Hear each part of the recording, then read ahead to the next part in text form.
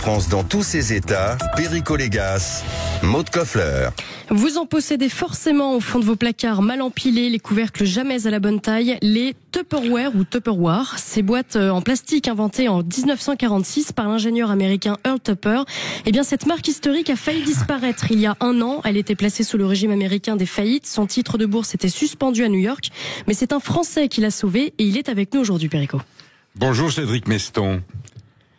Bonjour Eric, bonjour Maud. Vous n'imaginez pas mon plaisir de vous avoir parce que je suis implanté en Touraine, en Indre-et-Loire, à Azel-Rideau, et longtemps je suis passé à jouer les tours devant l'usine Tupperware, et je regardais ça comme Notre-Dame, hein. C'est là qu'était fabriqué le Tupperware, qui est cet instrument. Moi qui aime la cuisine et la gastronomie, et je vis encore grâce au Tupperware. Je sais pas comment je pourrais faire sans Tupperware, hein. On me dit mais c'est fini, c'est dépassé. Et là j'apprends quand l'usine a fermé, d'abord quand l'usine a fermé en 2018, le deuil départemental. Tout le monde en parlait, même les gens qui n'étaient pas concernés. La fermeture de Tupperware Jouer-les-Tours, c'était la fin de l'économie tourangelle du département. Et le sauveur arrive. Voilà, c'est pas un sauveur qui forme un gouvernement, c'est un sauveur qui relance l'activité. Alors, on dit Tupperware ou Tupperware?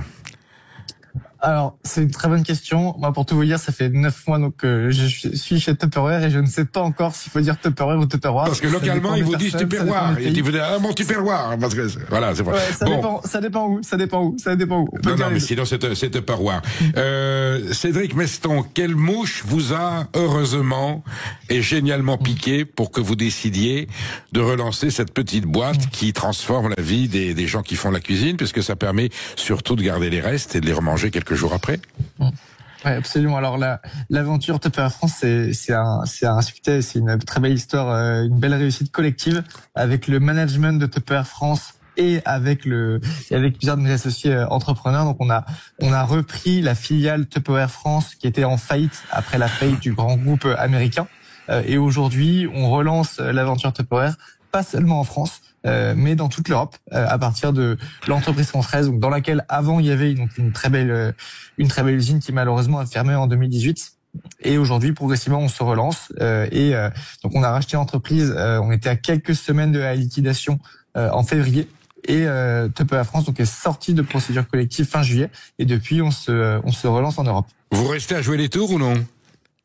Alors pour l'instant non, malheureusement du coup le site de Jouer les Tours a été fermé, même les moules de production industrielle qui étaient à Jouer les Tours, qui était un des berceaux de l'innovation de Tupperware, ont été transférés dans les autres usines du groupe. Mais nous, un des enjeux qu'on a, c'est on aimerait beaucoup réussir à réouvrir un site de production européen de Tupperware avec tous les enjeux aujourd'hui de frais de douane, de normes. Ça fait beaucoup de sens et c'est un des projets sur lesquels on travaille. Alors les boîtes, les fameuses boîtes seront fabriquées où? Et je pense qu'il y aura de nouveaux modèles. Vous gardez un peu du concept ancien, juste avec voilà le clic, où il y aura de l'innovation technologique. Je cherchais mes mots. Oui. Alors, il y a de tout. Aujourd'hui, on distribue plus de 200 produits Tupperware, parmi lesquels donc il y a toujours des boîtes en plastique comme nos grands-parents ont. Hermétiques. Mais aussi des hermétiques, bien entendu. Mais également voilà des dizaines et dizaines de produits innovants, comme typiquement des gourdes. On a des pochettes en silicone, on a des produits qui sont en verre, en inox, même en fonte. L'enjeu, c'est vraiment d'apporter de l'innovation, apporter des nouvelles manières de consommer qui soient plus pratiques et toujours de bonne qualité pour tous les consommateurs. Quel est l'esprit du Tupperware? C'est une fonctionnalité, c'est une qualité, c'est un service? C'est les trois. C'est une fonctionnalité innovante au service du consommateur, toujours de bonne qualité. Vous vous adressez à quel marché? À la ménagère, si on peut s'exprimer ainsi, ou vous ouvrez au contraire des perspectives sur la façon de gérer ces aliments? Est-ce qu'il y a une notion environnementale? Est-ce qu'il y a un anti-gaspillage, une amélioration de la conservation? Alors, Tupperware a toujours innové et a toujours proposé des nouveaux produits qui correspondaient aux demandes des consommateurs. Donc aujourd'hui, pareil, notre gamme donc a évolué pour correspondre aux attentes des nouveaux consommateurs d'aujourd'hui, parmi lesquels notamment il y a beaucoup de jeunes qui vont chercher des produits qui sont plus écologiques, donc typiquement à base de bambou recyclé ou de verre, mais également des produits innovateurs pour des petites surfaces. Par exemple, on a un produit qui permet un micro-pro-grill qui permet de griller des aliments au micro-ondes, donc qui remplace un four. On a un certain nombre d'innovations culinaires comme ceci. L'enjeu, c'est vraiment d'apporter de la valeur aux consommateurs. Maintenant, on s'adresse vraiment à tout le monde, et dans nos vendeurs. On a toujours entre guillemets la ménagère de 50 ans qui travaille pour nous depuis des années. Mais aujourd'hui, on a aussi des jeunes qui vendent nos produits, typiquement sur Instagram et sur TikTok, sur les réseaux sociaux. Qu'est-ce qui, à votre avis, a été à l'origine, j'allais dire, du désamour ou de la disgrâce de Tupperware? C'est un changement de mœurs ou parce que on ne prépare plus aujourd'hui, j'allais dire, l'acte alimentaire avait changé de formulation? Non, la raison de la faillite de Tupperware au niveau mondial est triple. Tupperware, donc c'était un groupe américain qui était donc coté en bourse à New York, qui datait de 1945, qui faisait en 2020 4 milliards d'euros de chiffre d'affaires. Et en fait, il y a eu 3 problèmes. Le premier, c'est le Covid. Le Covid donc a significativement impacté le modèle de vente, donc les ventes à domicile. À côté de ça, le groupe se basait beaucoup sur ses acquis, avait peu évolué, était peu digitalisé.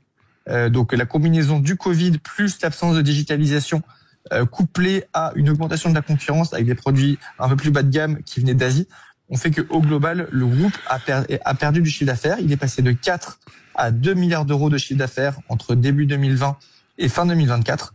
Et en novembre dernier, fin 2024, le groupe est rentré dans ce qu'on appelle Chapter 11. Donc c'est la procédure de faillite aux États-Unis. Il a alors été sorti de bourse par ses créanciers qui ont repris 8 grosses filiales aux États-Unis, au Canada et également en Asie. En revanche, l'Europe, il y avait plus de 250 millions d'euros de passifs et malheureusement, ils n'ont pas repris l'Europe.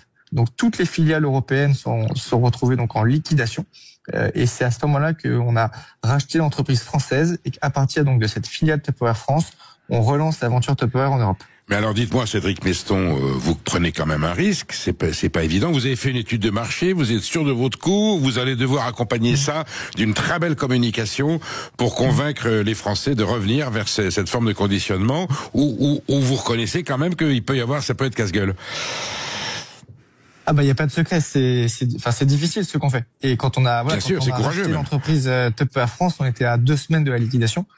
Tout le monde pensait que ça allait pas fonctionner et finalement depuis c'est une aventure collective qui est très forte. On a eu énormément de soutien des consommateurs, des partenaires, toute l'équipe. On a retravaillé ensemble pour créer des applications de vente pour permettre aux vendeurs qui avaient arrêté de travailler pendant plusieurs mois de revenir travailler à nos côtés. Combien d'emplois vous avez sauvé, vous allez créer?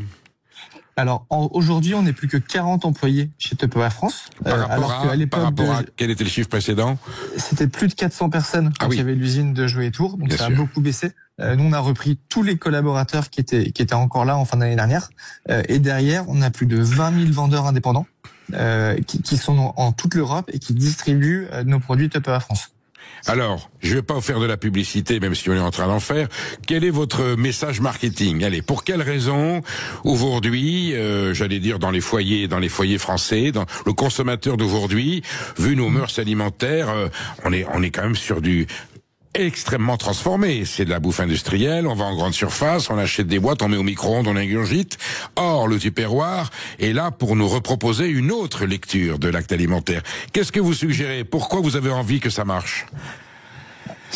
Moi, ce que je trouve fort avec Tupperware, c'est la qualité des produits. Et moi, typiquement, mes Tupperware, mes boîtes en plastique Tupperware, je ne fais pas que des boîtes en plastique. Les boîtes en plastique, elles ont plus de 30 ans. Elles étaient avant à ma grand-mère et elles fonctionnent encore très bien. Donc, faut sortir de cet univers un peu de consommation, de toujours acheter des nouveaux produits, changer toutes les semaines de boîtes, etc. Tupperware, c'est des produits plus chers, mais de meilleure qualité qui peuvent durer très longtemps. Et en fait, l'idée, c'est qu'on ait un produit qu'on puisse réutiliser des centaines et des milliers de fois sans qu'il soit abîmé. C'est ça l'esprit Tupperware. Donc, c'est une démarche écologique. Absolument. C'est une démarche écologique, à la fois avec des produits en plastique, parce qu'on peut prendre un peu de plastique, ce qu'il faut juste pas, c'est changer toutes les semaines de boîte en plastique. Une boîte en plastique qui dure 30 ans, c'est très bien pour l'environnement. Et à côté de ça, il y a aussi des produits en verre, des produits en inox, en acier, etc. Vous avez été bien accueilli par les pouvoirs publics, par les instances professionnelles, les chambres de commerce, parce que là, vous allez, si ça marche bien, vous pouvez relancer une activité nouvelle dans ce secteur du conditionnement alimentaire. Absolument, absolument. Et pour le coup, nous on a eu un soutien qui est vraiment très fort. Et je remercie tous les gens qui ont racheté les Tupperware, qui nous accompagnent, parce que voilà, nous l'aventure est dure et relancer une entreprise comme ça au bord de la faillite, c'est dur. Mais voilà, on a eu énormément de soutien. On fait partie des quelques, on va dire, bonnes nouvelles et belles histoires dans le contexte politique économique actuel qui quand même est assez négatif. Donc on a eu voilà beaucoup de soutien et vraiment je remercie tous ceux qui nous ont aidés, parce que c'est aussi grâce à vous qu'on est encore là aujourd'hui et que pour l'instant l'entreprise est en bonne voie de retrouver une trajectoire saine. Merci Cédric Meston. Je rappelle, moi, quand je mets par exemple de la salade de tomates dans un tupperware, eh bien, ça améliore. C'est pas seulement de la conservation. Vous avez un peu comme le sous-vide, vous avez des plats qui s'améliorent en séjournant 24 ou 36 heures au frigo dans un tupperware. Eh bien, il y a une osmose qui s'est faite à l'intérieur de la boîte et culinairement, c'est encore meilleur. Courage, Cédric Meston, on est avec vous et on vous reprendra bientôt en ligne pour savoir comment a évolué l'opération de sauvetage de Tupperware. Merci.